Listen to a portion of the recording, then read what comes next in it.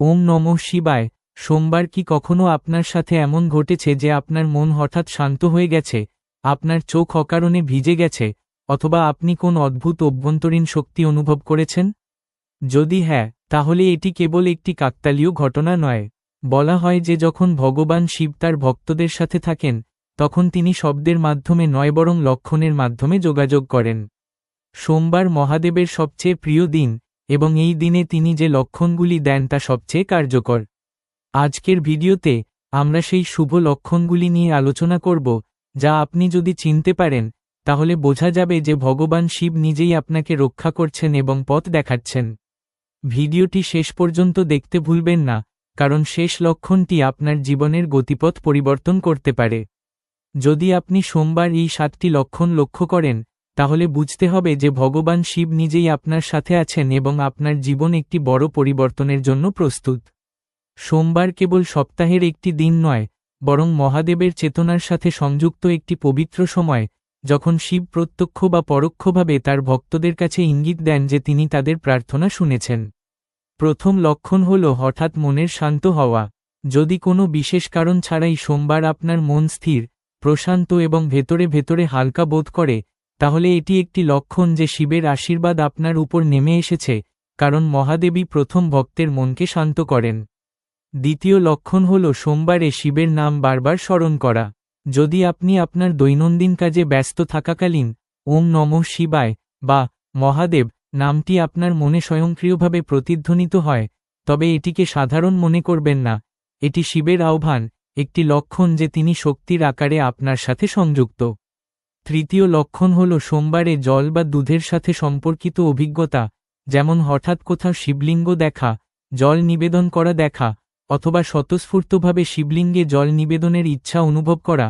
এটি ইঙ্গিত দেয় যে আপনার আত্মা শিব উপাদানের সাথে সংযুক্ত হচ্ছে এবং আপনার কর্মফল শুদ্ধ হচ্ছে। চতুর্থ রাশি হল সোমবার স্বপ্নে সাপ, শিবলিঙ্গ, পাহাড়, গঙ্গা অথবা চাঁদ দেখা। এগুলো সবই শিবের প্রতীক। সোমবার যখন এই লক্ষণগুলি দেখা দেয়, তখন বুঝতে হবে যে শিব নিজেই আপনার জীবনের বাধা দূর করার জন্য সংকল্পবদ্ধ। পঞ্চম রাশি হল সোমবার সংকটের সময়ে হঠাৎ সমাধান খুঁজে বের করা। যখন কোনো সমস্যা আপনাকে দীর্ঘদিন ধরে সমস্যায় ফেলছে এবং সোমবার খুব বেশি প্রচেষ্টা ছাড়াই সমাধান হয়ে যায়, তখন এটি শিবের কৃপা প্রকাশের স্পষ্ট প্রমাণ, কারণ মহাদেব কখনো তার ভক্তদের ত্যাগ করেন না। ষষ্ঠ রাশি হল সোমবার হঠাৎ কোনো সাধুর, শিবভক্তের অথবা শিবকথার সাথে দেখা করা। যদি আপনি কোনো শিবকথা শোনেন বা পরিকল্পনা ছাড়াই কোনো শিবভক্তের সাথে দেখা করেন, তবে এটি মহাদেবের কাছ থেকে একটি বার্তা যে আপনি সঠিক পথে আছেন এবং আপনার ধৈর্য ধরে থাকা প্রয়োজন। সপ্তম এবং সবচেয়ে গভীর রাশি হল সোমবারে ভেতর থেকে ভক্তির জাগরণ। যদি আপনি ভগবান শিবের জন্য আপনার হৃদয় অশ্রুধারা বয়ে যেতে অনুভব করেন, আপনার হৃদয় উপচে পড়ে, অথবা পূজার সময় আপনার চুল দাঁড়িয়ে যায়, তাহলে বুঝতে হবে যে মহাদেব নিজেই আপনার আত্মাকে স্পর্শ করছেন। শিব কেবল বাহ্যিক লক্ষণ দেন না, তিনি ভক্তের হৃদয়ে অবতরণ করেন। এই ধরনের লক্ষণগুলি পাওয়া প্রমাণ করে যে আপনার পূর্ববর্তী জন্মের বা এই জন্মের পুণ্যগুলি জাগ্রত হয়েছে এবং শিব আপনাকে একটি গুরুত্বপূর্ণ পরীক্ষার জন্য বা একটি গুরুত্বপূর্ণ আশীর্বাদের জন্য প্রস্তুত করছেন। অতএব, যখনই আপনি সোমবারে এই ধরনের লক্ষণগুলি পান, ভয় পাবেন না। পরিবর্তে, শিবের উপর পূর্ণ বিশ্বাস রাখুন। আপনার অহংকার ত্যাগ করুন, রাগ এবং নেতিবাচকতা থেকে দূরে থাকুন। ওম নমঃ শিবায় জপ করুন এবং মনে রাখবেন যে যেখানে মহাদেব আপনার সাথে থাকেন, সেখানে অসম্ভবও সম্ভব হয়ে ওঠে। শিব ধ্বংসের দেবতা নন, বরং রূপান্তরের দেবতা। যখন তিনি আপনার সাথে হাঁটেন, জীবনের প্রতিটি অন্ধকার রাত অবশেষে আলোতে পরিণত হয়। যদি সোমবারে ভগবান শিব আপনার সাথে থাকেন, তবে তার লক্ষণগুলি কেবল বাহ্যিক ঘটনাতেই নয় বরং আপনার জীবনের দিকেও দৃশ্যমান হয়।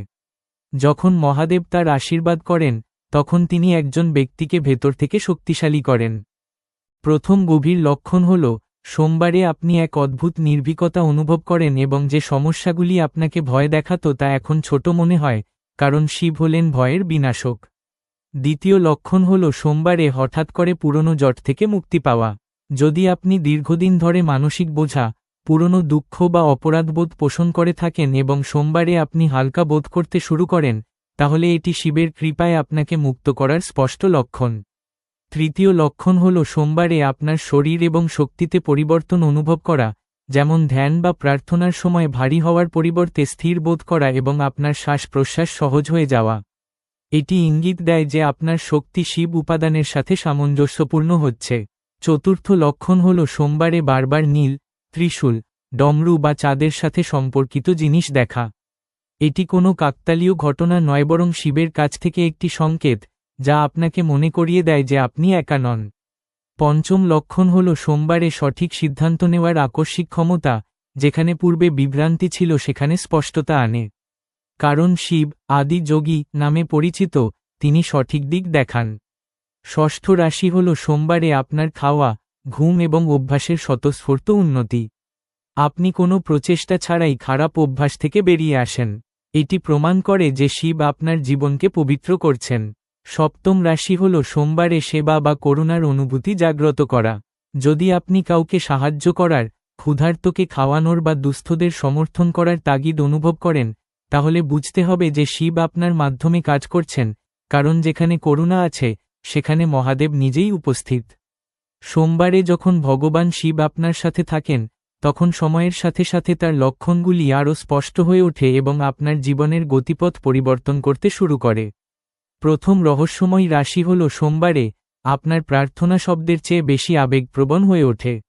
আপনি কম কথা বলেন এবং বেশি অনুভব করেন, যা ইঙ্গিত দেয় যে শিবের সাথে আপনার সংযোগ গভীর হয়েছে। দ্বিতীয় লক্ষণ হল সোমবারে কাকতালীয় ঘটনা বৃদ্ধি পাওয়া, যেমন দীর্ঘদিন ধরে চেষ্টা করে আসা কোনো কাজের পথ হঠাৎ খুলে যাওয়া, এবং আপনি সঠিক লোকদের সাথে দেখা করতে শুরু করেন, কারণ শিব যখন পথ তৈরি করেন তখন বাধাগুলি স্বয়ংক্রিয়ভাবে অদৃশ্য হয়ে যায়। তৃতীয় লক্ষণ হল সোমবারে একাকিত্ব দূর হওয়ার ভয়। এমনকি যদি আপনি একা থাকেন, তবুও আপনি ভেতরে একটি উপস্থিতি অনুভব করেন। এটি শিবের নীরব উপস্থিতি, যা ভাষায় ব্যাখ্যা করা যায় না। চতুর্থ লক্ষণ হল সোমবারে জীবনের কষ্টগুলোকে মেনে নেওয়ার শক্তি। আপনি পালিয়ে যান না বরং সেগুলোর মুখোমুখি হন, কারণ মহাদেব কষ্ট দূর করার আগে সাহস দেন। পঞ্চম লক্ষণ হল সোমবারে অহংকারের স্বতঃস্ফূর্ত ভাঙন। আপনি নিজের চেয়ে ঈশ্বরকে বিশ্বাস করতে শুরু করেন এবং এটি শিবের ভক্তির সর্বশ্রেষ্ঠ লক্ষণ। ষষ্ঠ লক্ষণ হল সোমবারে সময়ের গুরুত্ব বোঝা। আপনি অপ্রয়োজনীয় জিনিস এবং মানুষ থেকে নিজেকে দূরে রাখতে শুরু করেন, কারণ শিব সাধককে অপরিহার্য এবং অপ্রয়োজনীয়ের মধ্যে পার্থক্য শেখান। সপ্তম এবং শেষ লক্ষণ হল সোমবারের অভ্যন্তরীণ অনুভূতি যে, যা কিছু ঘটুক না কেন তা সর্বোত্তম হবে। এটি সম্পূর্ণ আত্মসমর্পণের অবস্থা। যখন একজন ভক্ত এই অবস্থায় পৌঁছান, তখন বুঝতে পারেন যে মহাদেব কেবল তাদের জীবনের রক্ষকই নন, বরং তাদের পথপ্রদর্শকও হয়ে উঠেছেন। শিব আপনার পাশে থাকলে জীবনের প্রতিটি পরীক্ষা শেষ পর্যন্ত আশীর্বাদে পরিণত হয়। সোমবার যখন ভগবান শিব সত্যিই আপনার সাথে চলেন, তখন তার লক্ষণগুলি জীবনের ঘটনাগুলিতে সীমাবদ্ধ থাকে না, তারা আপনার চিন্তাভাবনা, কর্ম এবং ভাগ্যকে রূপান্তরিত করতে শুরু করে। মহাদেব একটি অভ্যন্তরীণ, বাহ্যিক নয়, বিপ্লব নিয়ে আসেন। প্রথম সূক্ষ্ম লক্ষণ হল যে সোমবার আপনি আর আপনার জীবনের সংগ্রামকে নিরর্থক মনে করেন না। পরিবর্তে আপনি বুঝতে শুরু করেন যে প্রতিটি দুঃখ আপনাকে কিছু শিখিয়েছে, এটি শিবের জ্ঞানের শুরু।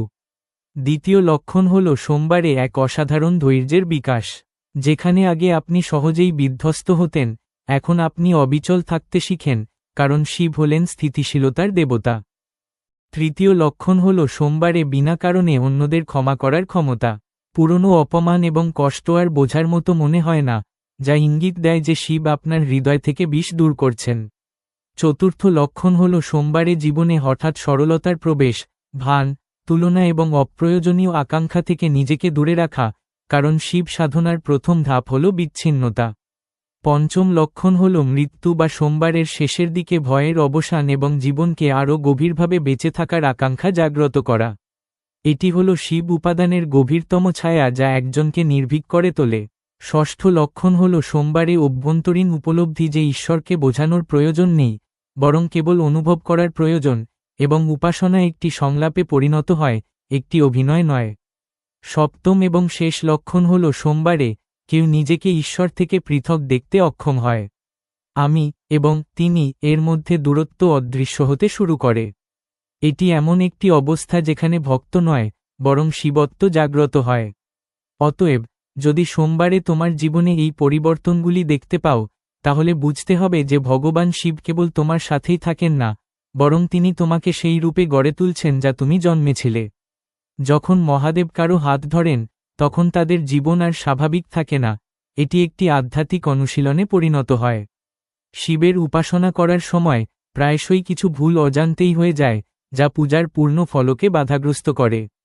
ভগবান শিব কেবল আচার অনুষ্ঠানই নয়, অনুভূতি, পবিত্রতা এবং সত্যকেও ভালোবাসেন।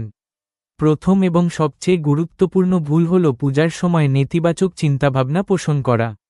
যদি তুমি শিবলিঙ্গের সামনে দাঁড়িয়েও ঘৃণা, ঈর্ষা, ক্রোধ বা অহংকারে পরিপূর্ণ থাকো, তাহলে পূজা অসম্পূর্ণ বলে বিবেচিত হয়।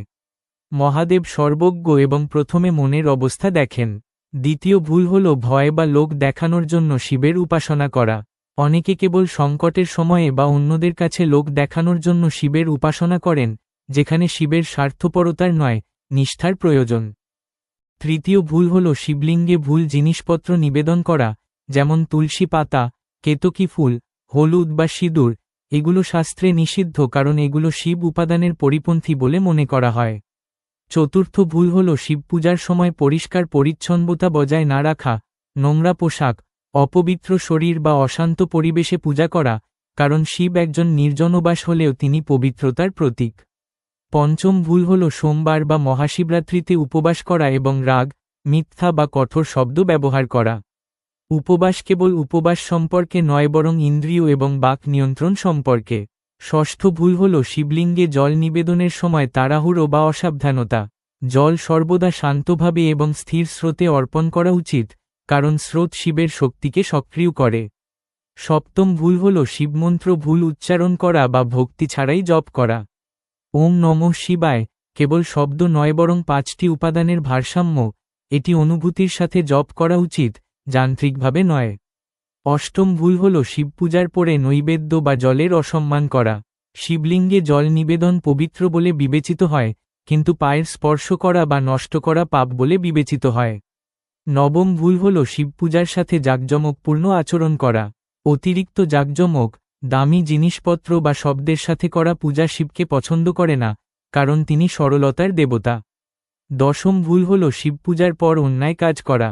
অনেকে পূজা শেষে চলে যাওয়ার সাথে সাথেই মিথ্যা, ছলনা বা অন্যায় লিপ্ত হয়। প্রকৃত শিবপূজা হল সেই জিনিস যা আপনার আচরণকে বদলে দেয়। একাদশ ভুল হল শিবকে কেবল ধ্বংসকারী হিসেবে বিবেচনা করা। শিব হলেন রূপান্তরের দেবতা, ধ্বংসের নয়। তার পূজা করা উচিত ভয়ের সাথে নয়, বিশ্বাসের সাথে। দ্বাদশ ভুল হল শিব পরিবারের অসম্মান করা।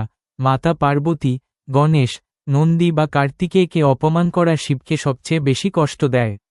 ত্রয়োদশ ভুল হল না বুঝে উপবাস বা আচার পালন করা, কেবল শোনা কথার উপর ভিত্তি করে পূজা করা, এর অর্থ এবং উদ্দেশ্য বোঝার পরিবর্তে। চতুর্দশ ভুল হল শিবপূজায় ধৈর্যের অভাব। অনেকে তাৎক্ষণিক ফলাফল চান, যেখানে শিব ধীরে ধীরে কিন্তু স্থায়ীভাবে আশীর্বাদ করেন। পঞ্চদশ এবং সবচেয়ে সূক্ষ্ম ভুল হল নিজেকে একজন মহান ভক্ত মনে করা। অহংকার হল শিবভক্তির সবচেয়ে বড় শত্রু, কারণ যেখানে আমি প্রবেশ করে, সেখানেই শিব উপাদান অদৃশ্য হয়ে যায়। অতএব শিবভক্তির সবচেয়ে গুরুত্বপূর্ণ নীতিগুলি হল নম্রতা, নীরবতা, করুণা এবং সত্যবাদিতা। যখন আপনি এই নীতিগুলি নিয়ে পূজা করেন, এমনকি যদি আপনার কাছে ফুল, প্রদীপ বা আচার অনুষ্ঠান নাও থাকে, তখন আপনার ভক্তি সরাসরি মহাদেবের কাছে পৌঁছায়। শিব কোনো মন্দিরে, শিবলিঙ্গে নয়, বরং ভক্তের হৃদয়ে বাস করেন। যে ব্যক্তি এই ভুলগুলি এড়িয়ে শিবের উপাসনা করেন তিনি ভয়, বিভ্রান্তি এবং বাধাগুলি ধীরে ধীরে তার জীবন থেকে অদৃশ্য হয়ে যেতে দেখেন।